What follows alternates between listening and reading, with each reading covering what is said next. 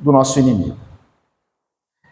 O tempo todo a Bíblia vai nos chamar à fé, e esta fé ela é carregada de uma força que vem de Deus. Inclusive, 1 João diz isso, que aquilo que vence o mundo, né, é a vossa fé, aquilo que nos ajuda de fato a vencer os nossos inimigos, os demônios, a carne, é a nossa fé. Portanto, nessa guerra não tem como a gente vencer sem força, não tem como a gente entrar mole, sossegado nela, não tem como. Muitos pensam de maneira muito fraca a vida cristã. Muitos pensam que a vida cristã é um não pode isso, não pode aquilo, né? Ah, você é cristão? Sou. Ah, cristão não pode fumar, não pode beber, cristão não pode falar palavrão, cristão tem que ir na igreja, assim, né, de vez em quando, e pelo menos numa frequência que não causa escândalo nas pessoas, né, principalmente no culto da ceia, que alguns pensam que, enfim, é contribuir, é andar dentro de um limite moral religioso que não causa escândalo à comunidade, né? Muitos acham que isso são atos de virtudes. O não pode isso, não pode aquilo. E não são.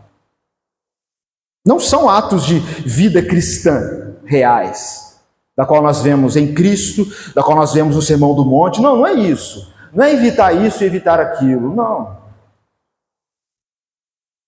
Pelo contrário, são atos fracos. Se é que podemos chamar atos fracos de virtudes, né? Porque virtude tem a ver com força, mas atos fracos de fé.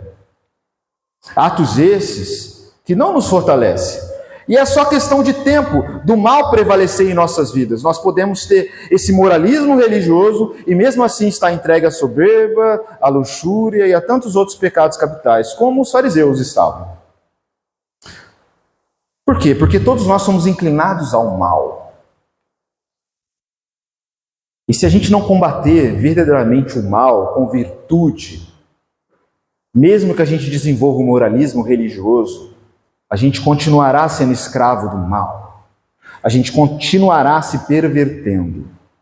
A gente só vence com virtude. E não com moralismo religioso, com norma de comportamento, com pode isso e pode aquilo. Mas quando fazemos um ato de virtude, esse ato tem que ser com tudo, tem que ser radicalmente forte. É isso que essa palavra quer impulsionar em nós. É uma força vital e espiritual. Porque senão o mal vai prevalecer. A gente já falou sobre guerra espiritual de forma introdutória. O inimigo está ao nosso redor. E ele vem com legiões, ele busca uma brecha. Para nos destruir, ele não precisa de duas brechas. Ele precisa apenas de uma brecha só. Para destruir a nossa alma, para acabar com a nossa vida.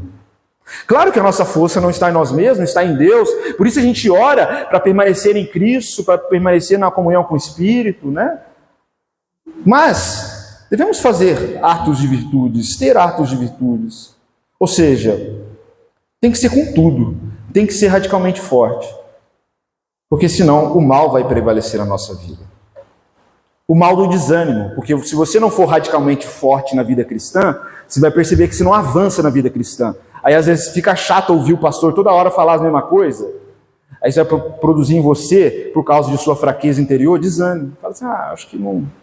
Ou um desvio da responsabilidade de se converter radicalmente.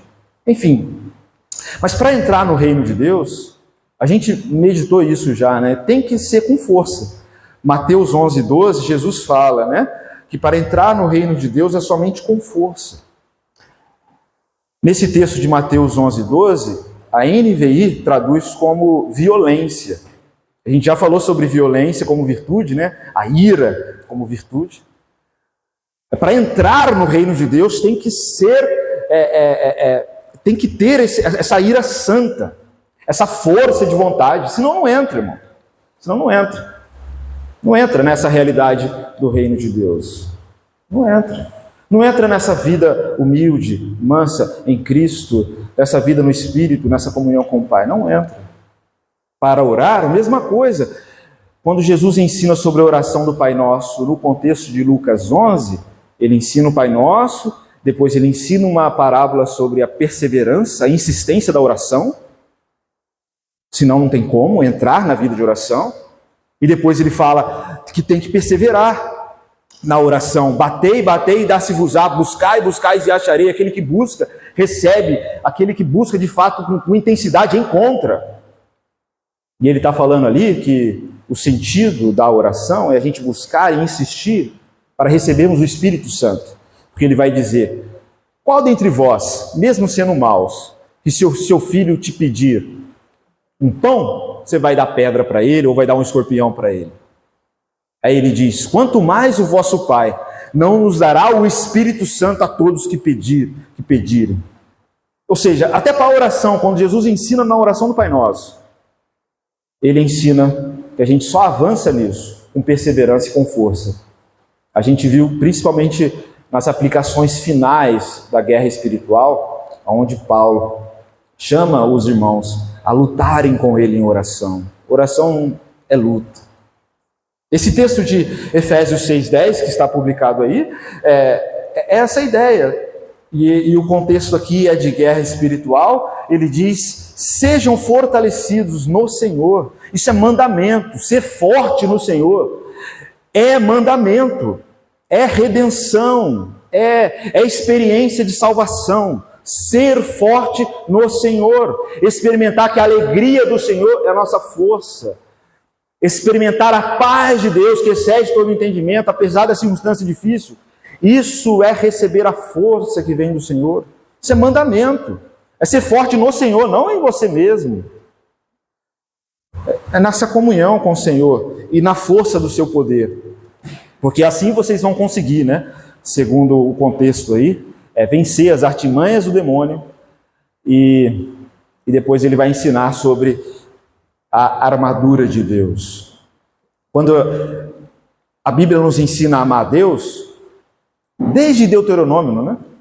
6, em toda a Bíblia, Jesus reforça isso no Sermão do Monte. Ela diz que a gente tem que amar a Deus como?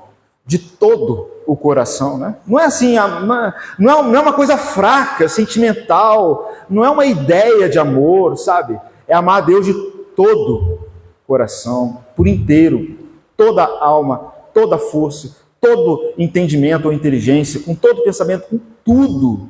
Não é uma coisa fraca, então é virtude que a gente está falando aqui, é isso que nos faz vitoriosos sobre os inimigos, sobre os pecados capitais. Tem que ter força, tem que ter ânimo. Jesus falou, eu dou para vocês o meu ânimo. Desânimo é pecado na vida cristã.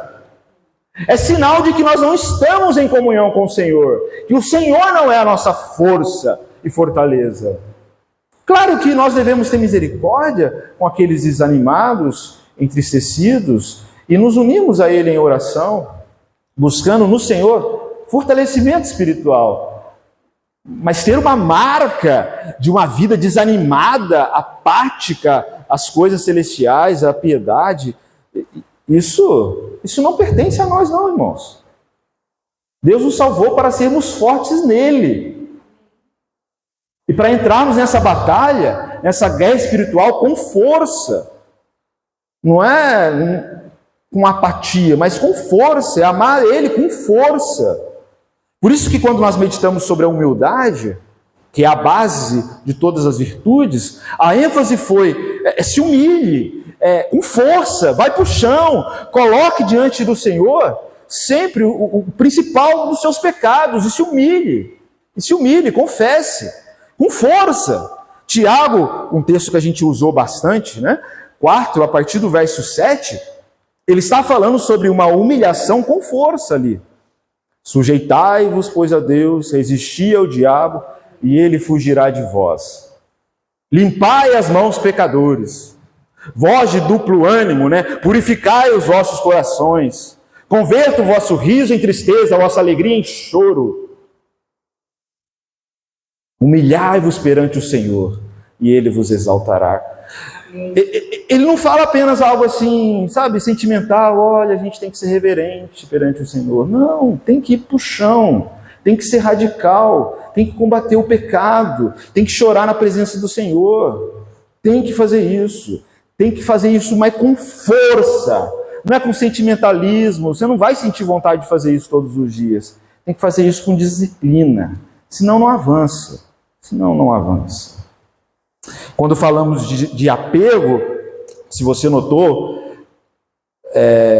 o apelo, né, quando falamos sobre a pobreza de espírito, o apelo foi, se você está apegado a alguma coisa ou a alguém, você tem que se apegar com força.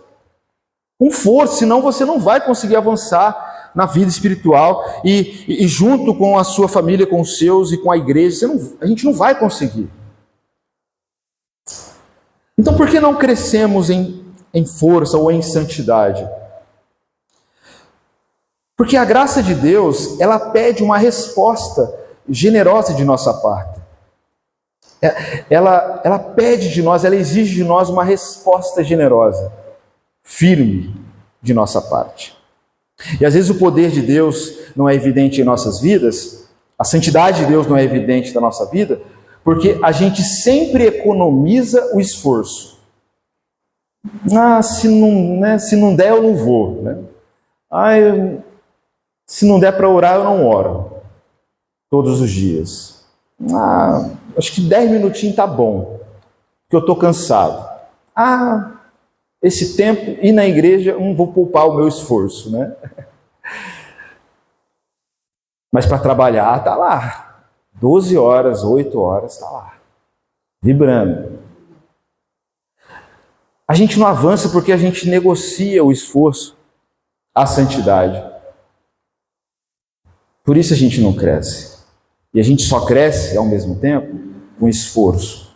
Tem que ser, irmãos, evidente o esforço radical. Quando eu falo evidente, isso tem que ser visto em nós. As pessoas têm que olhar para nós e ver esforço, disciplina, para orar, para meditar, para buscar as coisas do alto. Tem que ter esse esforço, tem que ter esse ânimo. Jesus mesmo diz, né? Eu dou para vocês o meu ânimo. No mundo vocês vão passar por aflições, mas tendem não apenas ânimo, mas um bom ânimo. É isso que eu deixei para vocês, é o que Jesus disse. Eu deixei para vocês isso, esse ânimo interior. E ânimo fala de um impulso forte de dentro para fora, onde nada, aquilo que é externo, circunstancial, nos abala. A gente continua avançando. Eu vos deixei isso, né?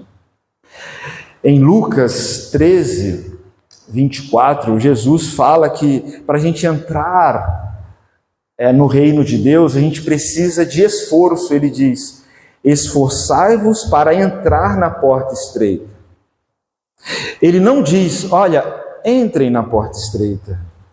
Olha, quer vir? Venha. Não, ele é mais profundo aqui em Lucas.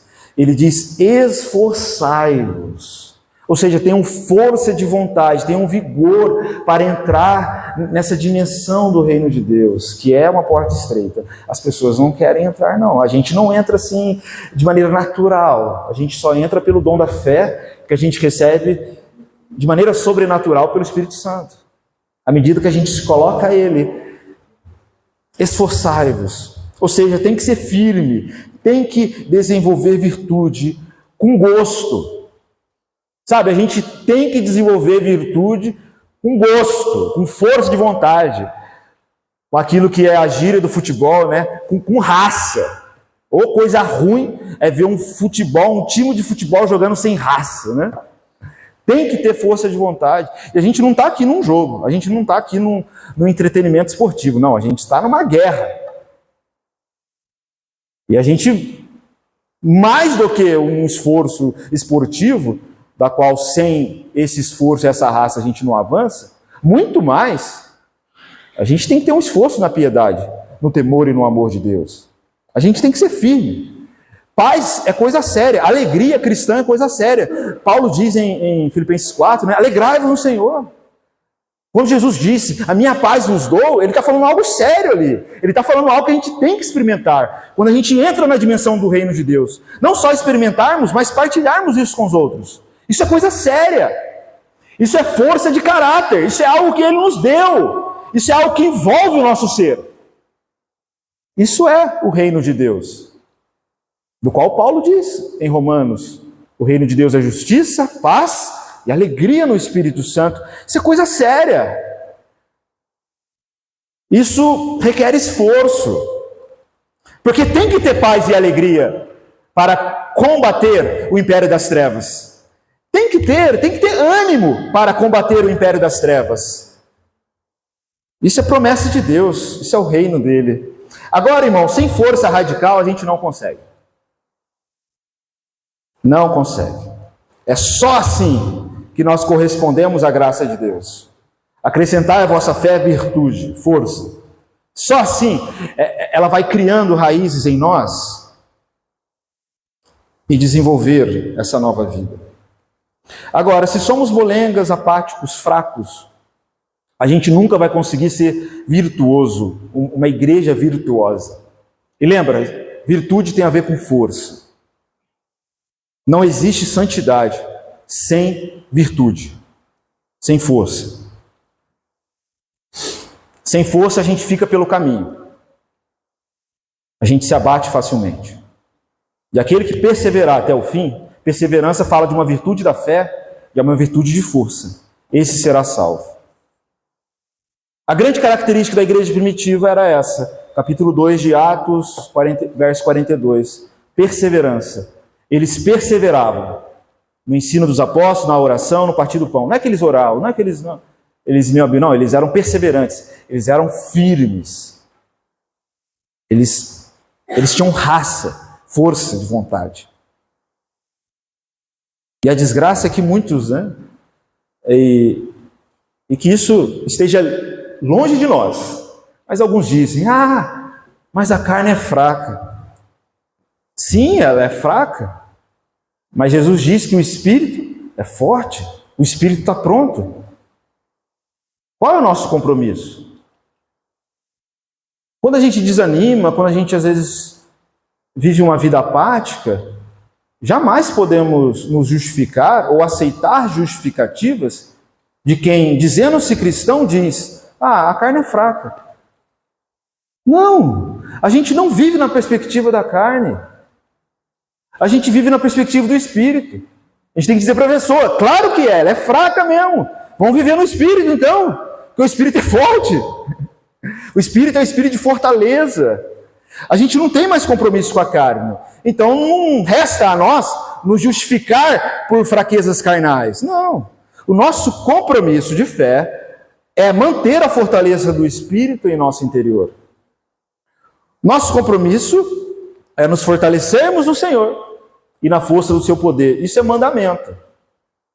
O nosso compromisso é acrescentar, como diz como diz Pedro, no capítulo 1 de 2 Pedro 1:5.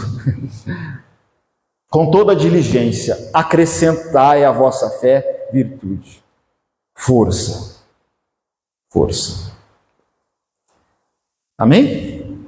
Então eu queria fazer essa introdução aí, reforçando a ideia de virtude, quando estamos falando disso. Porque eu acho que os irmãos já se depararam, durante esses estudos, que todos esses pecados capitais são bem presentes na nossa vida, Isso não quer dizer que eles nos dominam, não deveriam nos dominar. Mas, se deparar com eles o tempo todo, eu acho que os irmãos já perceberam. Olha, aqui eu estou sendo soberbo. Como combater a soberba? A avareza, apego às coisas, enfim. É bom a gente entender e entrar nessa dinâmica espiritual e de perceber que esses pecados estão sempre presentes na nossa vida. A gente tem que combatê-los todos os dias. Todos os dias mesmo. Senão, a gente abre brecha, e a gente já estudou sobre isso. Quando a gente é fraco, a gente abre brecha, e o Satanás espera esta brecha para destruir, onde Jesus explica para a gente, Uma vez Satanás foi expulso de uma casa através de um homem forte, mas depois ele ficou aí andando, sem fazer nada, entediado, e quis voltar para aquela casa da qual ele tinha sido expulso. Mas ele voltou com 7 demônios, mais forte do que ele. E ele encontrou aquela casa tranquila, uma brecha absurda, um ambiente assim bem tranquilo, sem vigilância. Aquele homem que havia expulsado o primeiro demônio já não estava mais vigiando, né? Aí ele entrou, não só sozinho, mas com outros 7 demônios, para destruir aquela casa e a vida daquele homem. Ou seja, é uma brechinha só. Estamos em guerra, não há espaço para relaxamento. Há lugar para paz. E a paz vem de vencermos as batalhas diárias contra o pecado. A paz vem quando a virtude, a força das virtudes espirituais se manifesta em nossas vidas, porque ela nos torna perseverantes e vencedores nas lutas diárias. Como é bom terminar o dia e saber que as tentações foram claras, mas nós vencemos em Deus. Como é bom. Vamos avançar. Vamos falar sobre o pecado da luxúria, o pecado capital da luxúria, e a virtude, a força da pureza. Peço atenção aos irmãos. Hoje não irei compartilhar no Data Show, né, algumas frases, alguns pensamentos, e nem alguns textos, mas eu peço atenção dos irmãos. Mas antes, ficou claro tudo que eu já falei aqui sobre virtude, sobre força? Alguém discorda, fala assim, eu acho que não, acho que a vida cristã tem que ser mais relaxada, assim, sem muita força de vontade. Não tem como, né? A gente olha para Jesus, para os apóstolos, né? A gente não vê isso de jeito nenhum. Mas se alguém tiver alguma dúvida sobre o assunto, fica à vontade, tá? Ser forte e corajoso, né? Exato. Senão não entra, né? Não avança na terra. Exatamente. Bom, vamos com força e coragem combater esse pecado da luxúria. Tem que ter força e coragem no mundo de hoje para ser puro, irmãos. Para desligar certas coisas, para deixar de ir em certos lugares, para entrar de cabeça na vida de oração e na vida de comunhão com a palavra, né? De todos os prazeres que nós temos, o prazer mais forte, prazer do corpo, é o prazer sexual, o prazer genitivo, né? Esse prazer que é destinado à procriação. E sendo algo tão intenso, é preciso uma grande virtude para mantê-lo na moderação, que é a virtude da pureza. Mas o vício relativo a todos os pecados da sensualidade, que são muitos, mas o grande pecado que gera todos os outros pecados da sensualidade é o pecado da luxúria. É ela que dá origem à prostituição, ao adultério, à fornicação e tantos outros pecados nesta área, né? A palavra luxúria, no português, né, que vem do latim, a palavra luxus, significa excesso. Esse é um sentido básico e literal da palavra luxúria, excesso. Então, tem que haver um limite onde esse forte prazer da libido em nós seja dominado pela razão, pela pureza, à luz da fé. Mas quando esse prazer ultrapassa o limite da fé, ultrapassa o limite da pureza, entra em excesso, ou seja, ele entra em luxúria. Ela é caracterizada por esse desejo intenso e descontrolado. Ela leva a comportamentos promíscuos, obsessivos, compulsivos.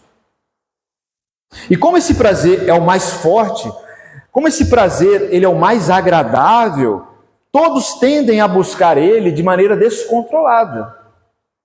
Mas segundo a fé, o prazer íntimo, que sim, Deus nos deu para o prazer, ele é permitido somente ao casal unido em matrimônio. Isso é desenvolver a virtude do prazer sexual. Deus declara de maneira muito clara que isso é para o casal em matrimônio. Esse é um dos pecados que mais levam os homens ao inferno, irmãos, porque são pecados, não apenas a luxúria, mas todos os que vêm da luxúria, são pecados contra a pureza. É um pecado tão ligado à carne e ao corpo, que o indivíduo escravo desse pecado, ele não tem nenhuma conexão com as coisas espirituais. Porque para se conectar com as coisas espirituais, ele não pode ser dominado por nenhum instinto sensual, por nenhum pensamento carnal, por nenhum estímulo químico do corpo. Ele não pode ser dominado por nenhum desses, senão ele não entra na conexão da vida da fé, que é a vida do Espírito. Por isso que muitos que vivem nesse pecado, nesses vícios, mesmo que não cometem um ato, uma ação física, mas vivem escravos em seus pensamentos, eles não conseguem desenvolver uma vida de oração e de meditação na Bíblia. Não conseguem. É algo muito forte. Ao ponto de levar essas pessoas à frustração. Porque elas tentam se livrar desses pecados sozinhos, elas não conseguem. Porque muitas vezes você precisa expor e confessar e pedir ajuda a outras pessoas, principalmente ao cônjuge se é casado, para combater esse pecado. Porque é uma questão que afeta a unidade do casamento e a família.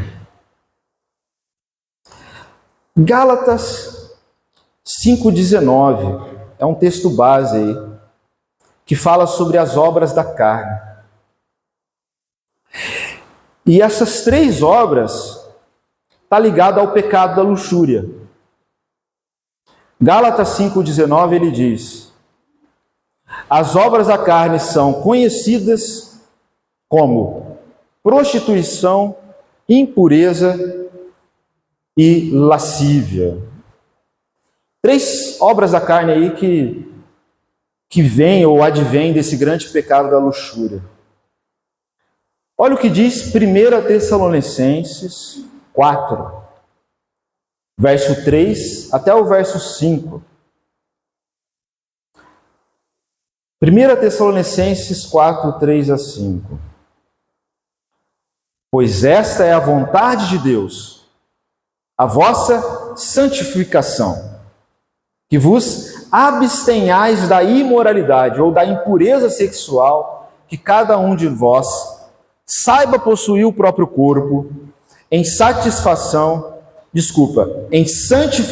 e honra, não com desejo de lascívia ou luxúria, como os gentios que não conhecem a Deus.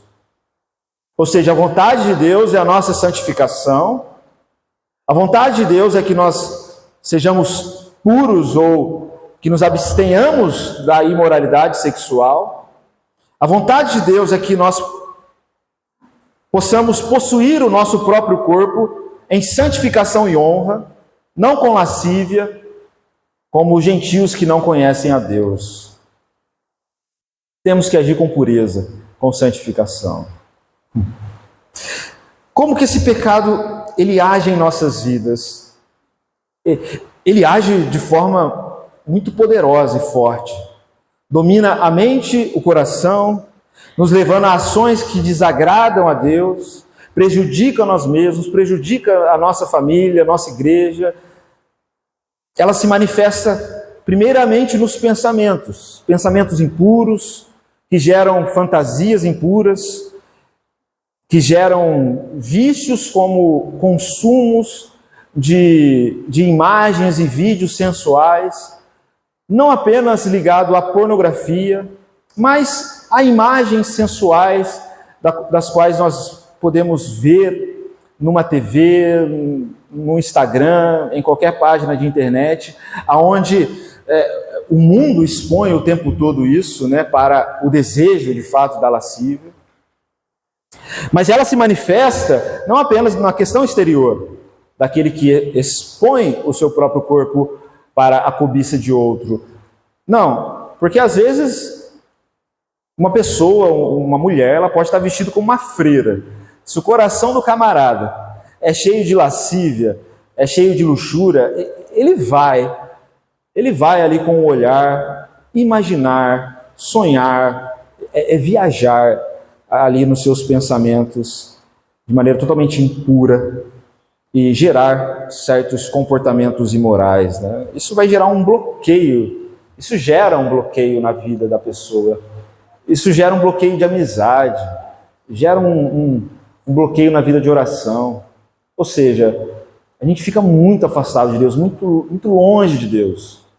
E Deus é conhecido quando pela fé nós desenvolvemos a virtude da pureza. A gente desenvolve essa intimidade com Deus quando em nós é forte a virtude da pureza. É aí que a gente entra na intimidade do Espírito Santo, que é tão doce, puro, né? Inclusive é chamado de santo, né? Espírito Santo. Então, esse pecado impossibilita o homem de viver a pureza no corpo, nos pensamentos e na atitude. Esse pecado degrada aquilo que é belo, fragiliza o indivíduo, levando ao vício. Degrada a visão, degrada o pensamento, a emoção e o corpo. Degrada. Deixa o indivíduo fraco, leva ele ao vício, fraco ao ponto de não confessar esse pecado para ninguém, fraco por não desenvolver o dever da santidade no lar em relação a assumir um compromisso mais firme com a esposa ou com o marido, porque esse pecado também pode ser agravado nas mulheres, né?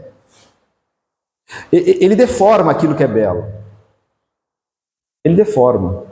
Ele faz com que a gente olhe demasiadamente a alguém por causa da impureza, e às vezes esse alguém está vestido com modéstia, está tendo um comportamento modesto, mas na mente do indivíduo ele degrada a pessoa, ele desrespeita a pessoa, ele sem nenhum tipo de amor, nenhum tipo de pudor, ele de forma vergonhosa entra numa intimidade com a pessoa, na sua imaginação, que o afasta do Espírito Santo.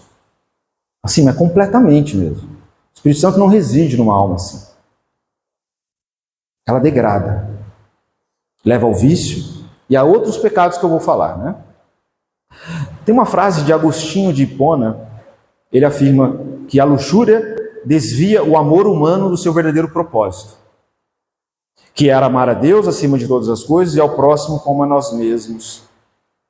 Em vez disso, a luxúria centra-se no amor egoísta, desordenado pelo prazer. Como eu disse, né, ela desvirtua aquilo que de fato é o amor. Você deve ter um olhar puro para com o outro, um olhar de amor. De fato, os olhos são a candeia de todo o corpo. Se os olhos forem bons, todo o corpo será bom. Mas o olhar do luxurioso, ele é pervertido. Pervertido. Aprofundando um pouquinho mais, como que age esse pecado em nossos pensamentos, em nossas emoções e em nosso corpo? Porque esse pecado tem consequências também em nosso corpo. Pensamentos, a pessoa se concentra apenas nesse prazer impuro. Ela se esforça o tempo todo em pensar. Ela percebe que o seu espírito está escravo desse pensamento, porque o tempo todo ela é levada a esse pensamento em tudo que ela olha, em tudo aquilo que ela vê. Tudo começa no pensamento. E ela se fecha para as coisas puras, para uma amizade pura, para uma relação pura. Jesus nos ensinou isso, que o adultério, ele começa no pensamento, no coração, né? Mateus 5, 28, lá no Sermão do Monte, Jesus está ensinando sobre a lei do reino de Deus, né? Que é uma lei, que é um ensino muito mais profundo do que um mero comportamento, como os judeus pensavam, né?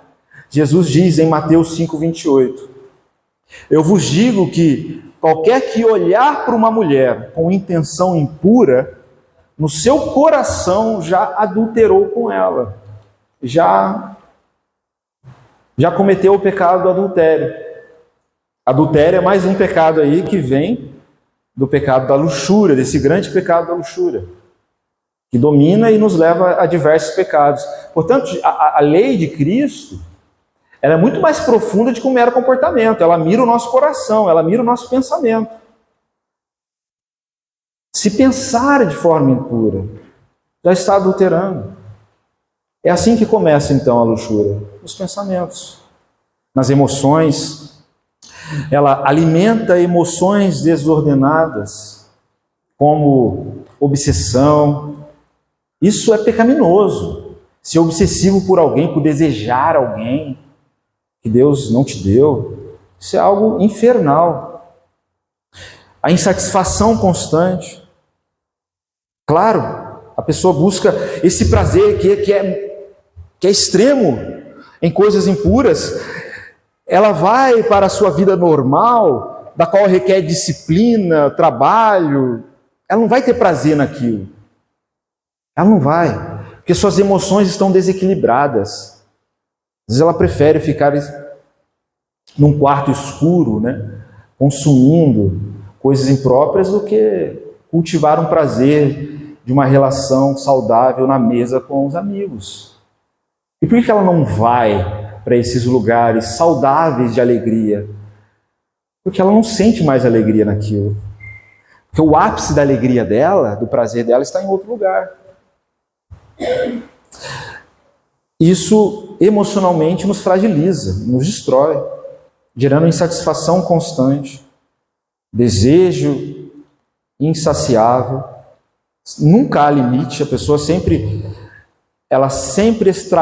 extravasa o seu desejo. Quem aqui já caiu ou já lutou contra o pecado desse vício, principalmente a pornografia, sabe que sempre começa com uma imagem, depois vai para um vídeo, e depois é orgia, e depois sabe lá mais o que. Né?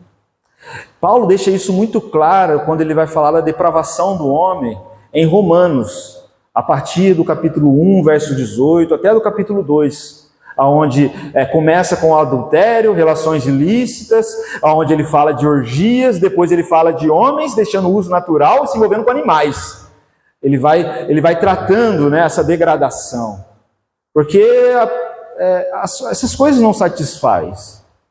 E quando isso nos domina, a pessoa sempre vai buscando um passo além. Não, agora uma satisfação além. Daqui a pouco a pessoa está na pedofilia e ela nem se dá conta disso. Lembrando que a grande crise de pedofilia que acontece dentro de casas é nos ambientes dos mais velhos. Não estou dizendo aqui que os irmãos são pedófilos, né? Eu já tive 2 casos na minha família de avós que foram presos por causa de pedofilia. Homens tarados, que é uma degradação. Degradação, né? A gente tem que vigiar, mas tem que vigiar. Somente os velhos. Porque você pode entrar, se você não cuidar da sua mente e do seu coração, você pode entrar numa fraqueza por causa da idade e numa quase demência, e se o que está no seu coração é a impureza, você vai expor isso numa certa idade.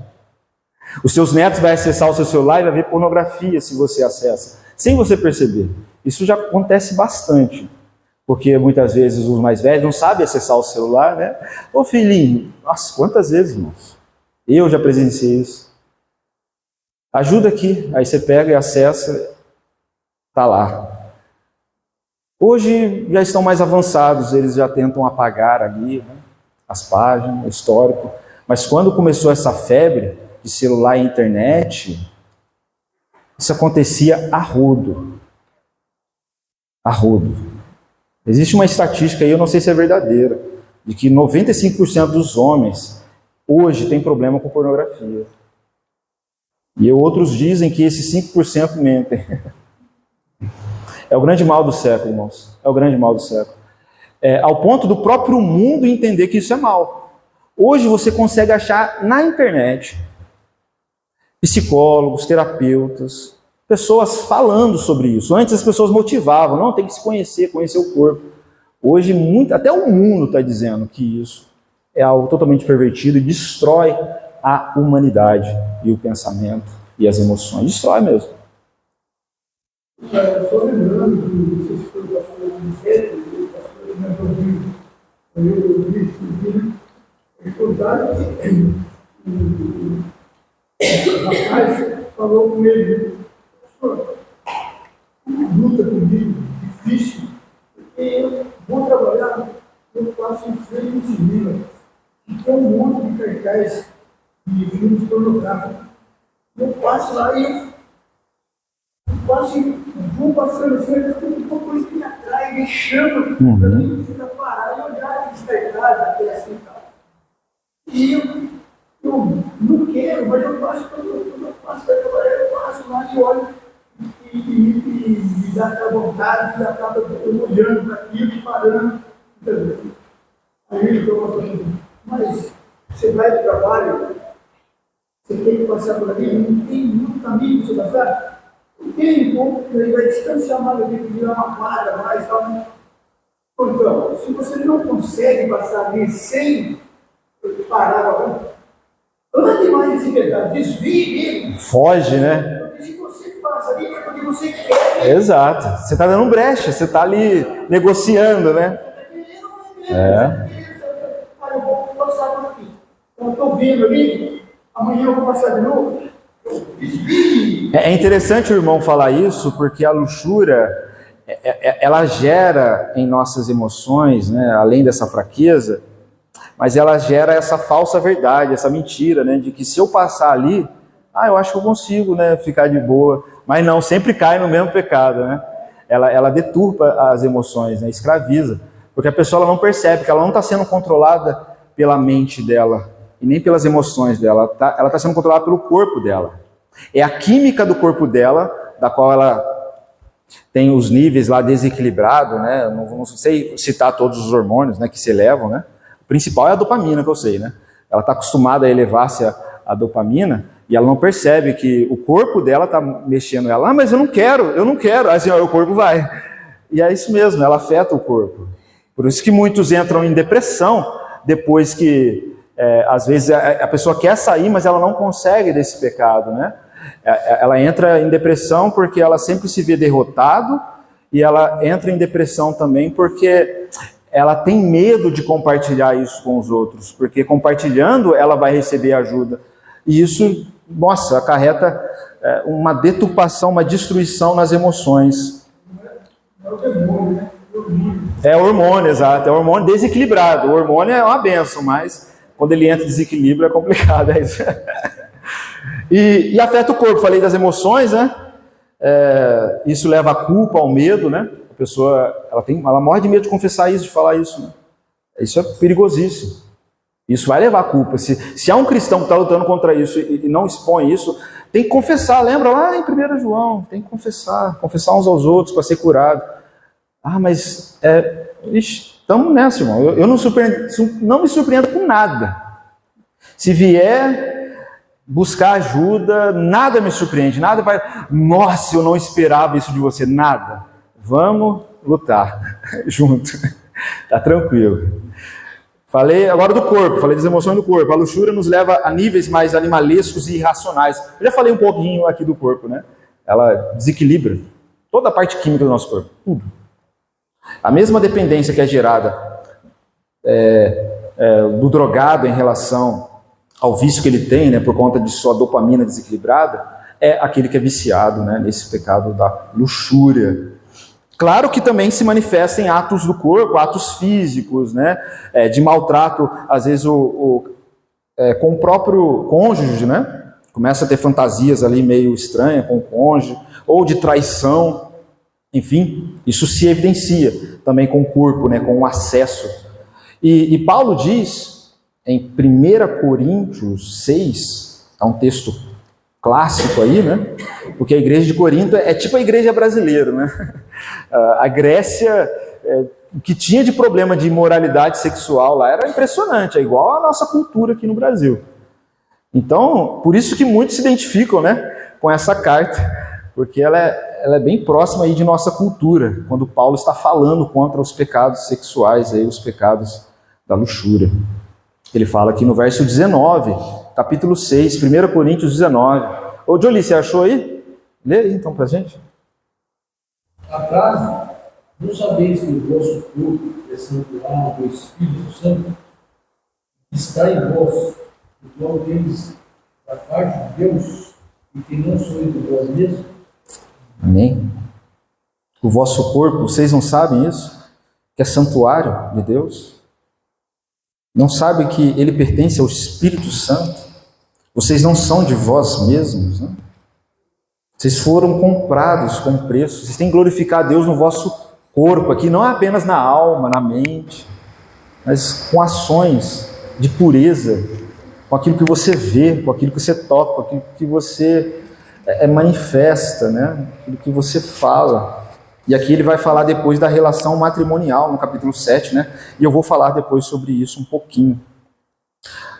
Bom, ela leva então a impureza, ela nos leva para longe de Deus, porque nós somos em Cristo, santuário do Espírito Santo, né?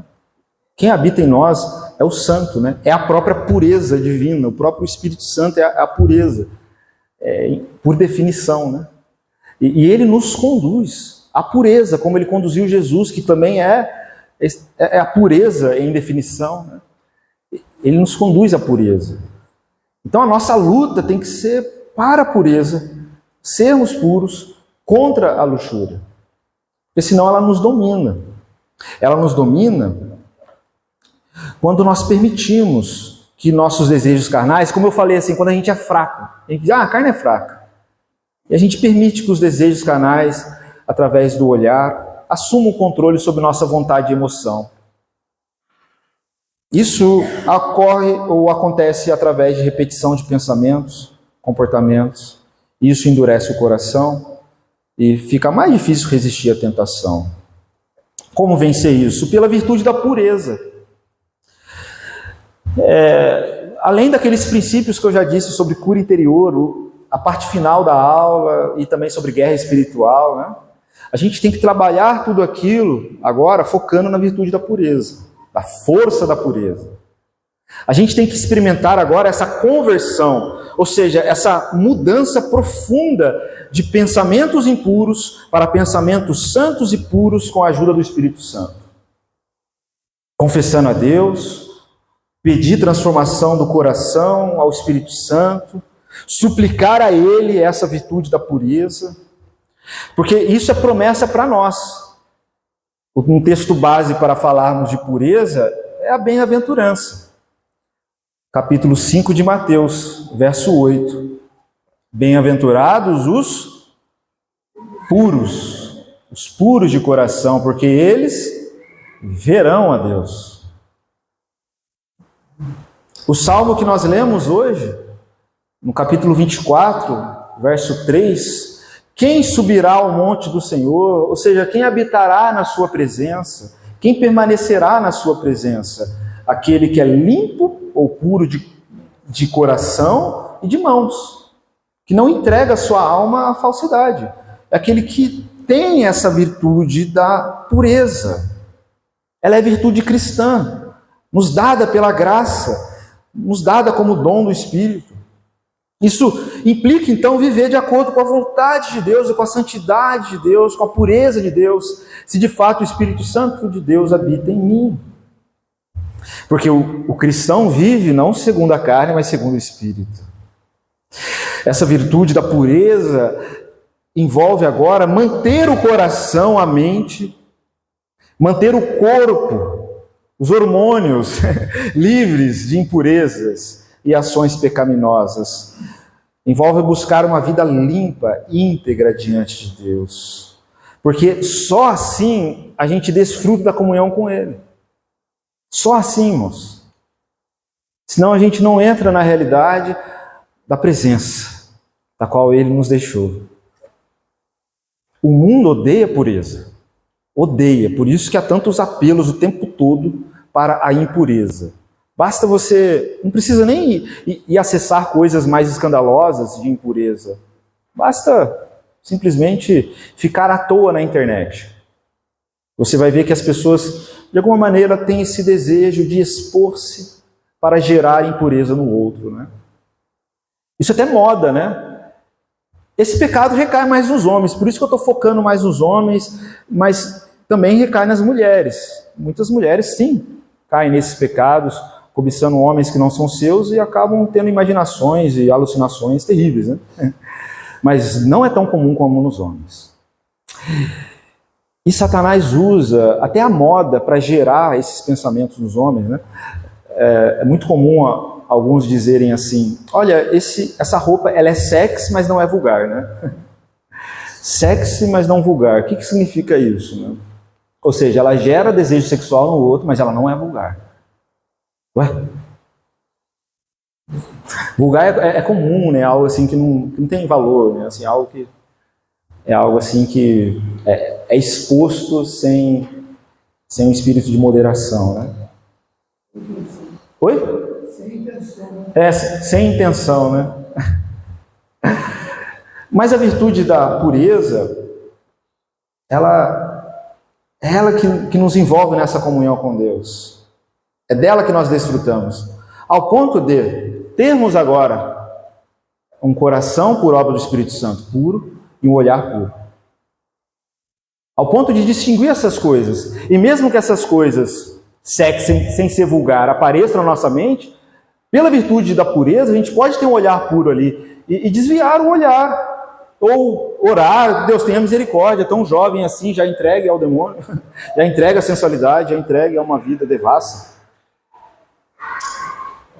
Olhar puro. O mundo odeia isso. Mas a pureza ela é toda feita de inocência, leveza, ternura. É como uma criança. Jesus diz, né, que se a gente não receber o reino de Deus como uma criança, a gente não herda o reino dos céus. Pureza. A gente viu em 1 João 3,3 que todo o que tem nele essa esperança, a esperança do encontro, tem que se purificar, assim como ele é puro. É mandamento. A virtude da pureza, note, ela não é apenas a virtude que previne o pecado. Porque você pode estar prevenido do pecado 1 ano, 2 anos, sem cair nesse pecado, mas está nervoso, está irado, porque isso te irrita, porque você mudou o comportamento. Não é isso. A virtude da pureza não é apenas algo que te previne do pecado e que te afasta do pecado. Não, mas ela te conduz agora à santidade.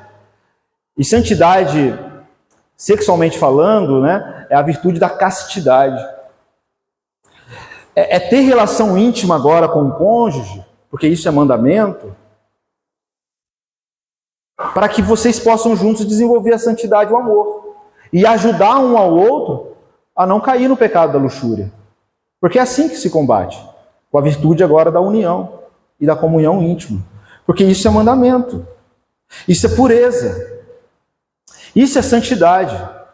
Então a virtude, a força da pureza, ela não apenas nos ajuda a nos afastar daquilo que é impuro, mas ela nos impulsiona agora aquilo que é santo. O solteiro agora, ele não pode mais se envolver como ele se envolvia antes, com os seus pensamentos e ações pecaminosas de não ter dono, né? E não ser dono de ninguém. Não, ele é do Senhor agora. E o casal, Paulo fala isso em 1 Coríntios 7.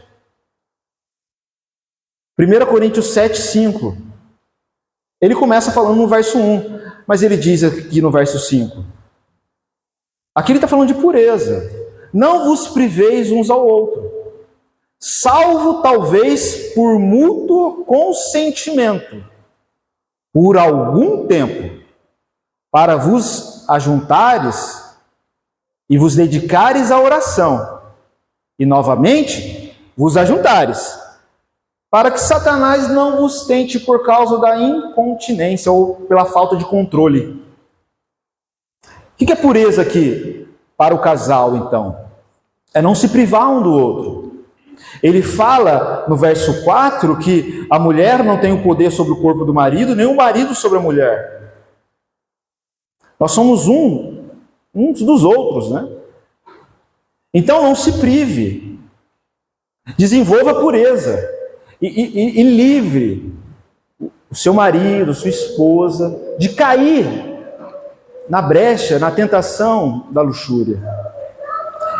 A ordem aqui é para se ajuntar e para se privar, a não ser pelo mútuo consentimento, desde que eles entendam que precisam se dedicar à oração, para que assim se fortaleçam e se unam novamente. Nossa, é bem diferente isso, né? Isso é a pureza no lar. Isso envolve um esforço, uma dedicação. A gente sabe que se a gente deixar a vida levar, a vida leva, e a gente está colocando no altar de nossa casa outros prazeres do que o prazer íntimo da pureza. A gente começa a assistir coisas que a gente não deve, séries e filmes que acabam tomando lugar da intimidade, e a gente começa a ter prazer nisso, fazendo isso, comendo porcarias. Isso gera prazer, gera descontrole. Aí você acha que a gente vai ter força, olhar assim para o nosso cônjuge e falar assim, vamos nos esforçar para ter... Não, as emoções já foram assim, ó, adrenalina, dependendo do filme que você foi lá para baixo, foi lá para cima. Santidade na relação do casal está aqui. O esforço agora é ao contrário. O solteiro tem que se abster, mas o casado tem que se esforçar. E graças a Deus hoje em dia a gente tem médico, a gente tem vitamina, a gente tem isso, a gente tem aquilo, né? Antigamente era mais difícil. Tem que ter esse esforço. Isso é santidade. Isso previne uma série de tentações. Uma série de tentações.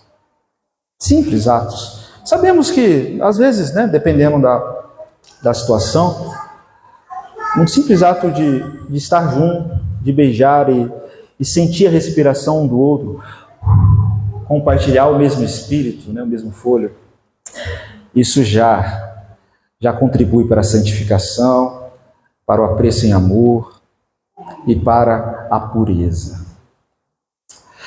Pureza, irmãos, pureza. Como ela age na mente, na emoção e no corpo?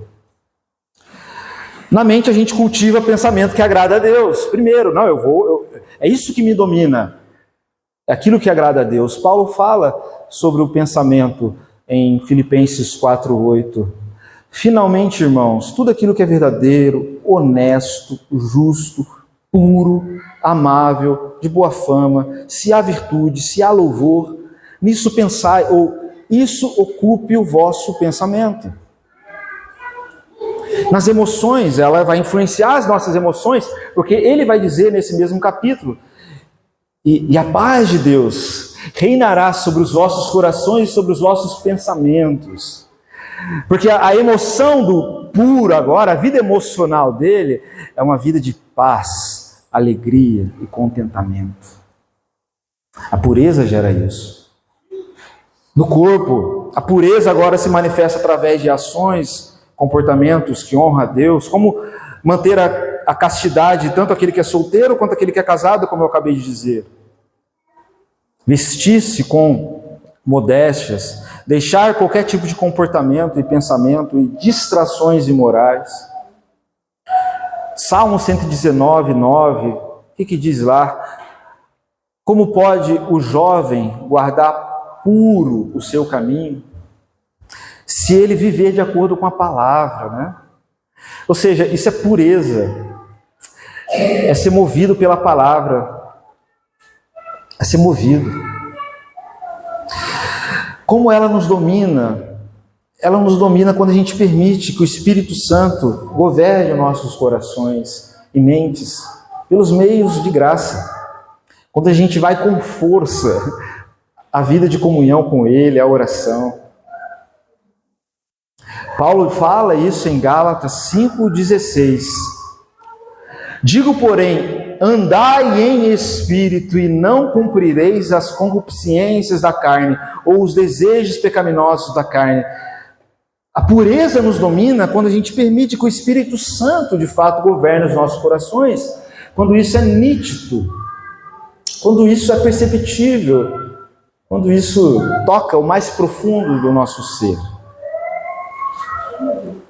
Deus quer, meus irmãos, nos dar um espírito de pureza. Amém? De pureza. Com certeza há muito o que falar sobre isso. mas a gente precisa ir para os finalmente. Como a gente viu na bem-aventurança, né? Aqueles que pertencem ao reino de Deus, os bem-aventurados, aqueles que são alegres em Deus e vivem para Deus, são os puros. Deus quer nossa pureza. Deus quer não apenas a nossa honestidade. Deus quer não apenas a nossa moral elevada. Tudo isso é importante, mas Ele quer uma pureza santa, uma inocência santa. Ele quer um pensamento santo, uma emoção santa e ações santas. A gente tem que fazer isso com força, irmão, senão a gente não consegue. Hoje a luta tá braba contra esse pecado. Tá braba. Começa já com as crianças. Não sei como está a realidade de muitas crianças hoje, mas a minha realidade já era terrível em relação a isso. Meu primeiro contato com impureza sexual, com pornografia, quando eu tinha 6 anos de idade, isso na minha época, aonde eu vinha para a cidade, eu morava em Valença, eu vinha para Taubaté em férias. Eu dormia na casa dos meus primos, eles eram uns 4 anos mais velhos do que eu. Meu tio, aí eu ficava lá, minha mãe deixava eu lá. E meu tio trabalhava à noite na Ford. E nós, os homens lá, eles eram mais velhos do que eu, ficava só fazendo, né, bobagem de madrugada. Meu tio tinha algumas fitas, cassetes lá, e foi meu primeiro contato. Eu nunca falei isso para ninguém da minha família, porque isso gera uma vergonha, né? O homem sabe disso. O homem faz isso em segredo. Claro, hoje eu conto, eu falo assim, para não expor ninguém também, né? Mas por que eu estou falando isso? A gente tem que se ligar, irmãos. Ficar dando celular para as crianças, às vezes à vontade, achar que elas não... No meu prédio mesmo, ali, um vizinho, deve ter mais ou menos 5, 6 anos de idade. A mãe, eu não sei o que eu faço com ele, eu tive que tirar o celular dele, porque ele fica entrando em pornografia. Hoje em dia é muito fácil. Deus nos chamou para pureza. E a gente tem que insistir nisso, a gente tem que pegar esses meninos e ensinar a pureza para eles. E não simplesmente falar assim, isso não pode. Não, isso não vai adiantar nada. Só vai fortalecê-los nos seus prazeres carnais. Se não houver uma ação espiritual ali, esquece. Isso começa desde cedo, irmãos. Deus nos chamou para a pureza. Mas não se engane. Não se engane, a gente não tem como avançarmos na santidade sem essa virtude. Ele quer nos dar uma alma espiritual e não sensual. Ele quer nos dar uma ingenuidade santa, boa, pura de Cristo, que a gente pode receber pela fé, porque isso é palavra dele. Quando a gente se apropria da fé, a gente se apropria de Cristo. A gente vence esse pecado da luxúria e Satanás não pode mais nos seduzir por esse caminho. Não pode. O papel do Espírito Santo, meus irmãos, é nos conduzir à pureza. Amém? Eu vou ter que terminar aqui. Há muito o que falar. Alguma dúvida? Pensamentos, objeções, considerações? Desafiador falar sobre isso. Confesso. Uma passagem que eu quero citar, e o irmão Maurício não estiver aplicando esse verso. Pode citar. Mas o irmão fala que essa luta, tá ligado? Pode falar, porque o microfone aí o microfone tá gravando. Não, pode falar, o microfone tá gravando o microfoninho aí. Essa luta é com esforço. E quando a gente vê essa demanda, a gente consegue vislumbrar a derrota e fica lamentando. Mas se a gente vislumbra e olha a vitória, porque a vitória também é recompensadora. Com certeza. E em Coríntios tem um verso aqui que é muito aplicado no meio dos cristãos, referente ao que Deus está preparando lá na eternidade.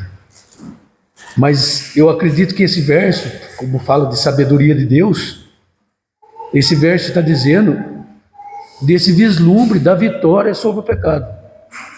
E é o de 1 Coríntios 2 e 9, mas como está escrito, nem olhos viram, nem ouvidos ouviram, nem jamais penetrou em coração humano o que Deus tem preparado para aqueles que o amam.